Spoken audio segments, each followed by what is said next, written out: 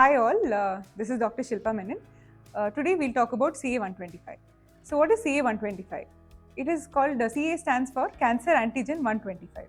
So this is a glycoprotein which is usually secreted from the ovary, the peritoneum and a little bit from the fallopian tubes. It is usually used as a tumor marker to diagnose ovarian cancer. This is the most common information that any one of you will avail when once you Google information on CA125.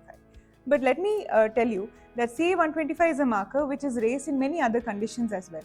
So this is raised in pelvic inflammatory diseases, tuberculosis, both of which are inflammatory diseases, and also when there is an ovarian tumor, because of which it is one of the screening tests used for cancer in ovary, and also in some condition called as endometriosis. Many women who have been informed that informed that your CA125 level is high, I think you should not panic. You should understand that it can be raised due to many other causes, and it's just a signal that your body needs some further evaluation to see as to what the cause is. So CA125, the normal value should be less than 35, and we've seen cases of CA125 going up to 1000, wherein the patient has no ovarian tumor. It is because of endometriosis.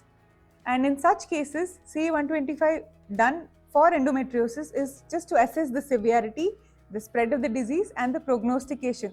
So once a patient is undergoing a surgery for endometriosis, we can go ahead and re-evaluate the patient with CA125 just to see if the marker is coming to under control or not. So the gist is, the moment any female has been informed that your CA125 is high, panic is not the solution. Go and get yourself evaluated for the same. All right, thank you.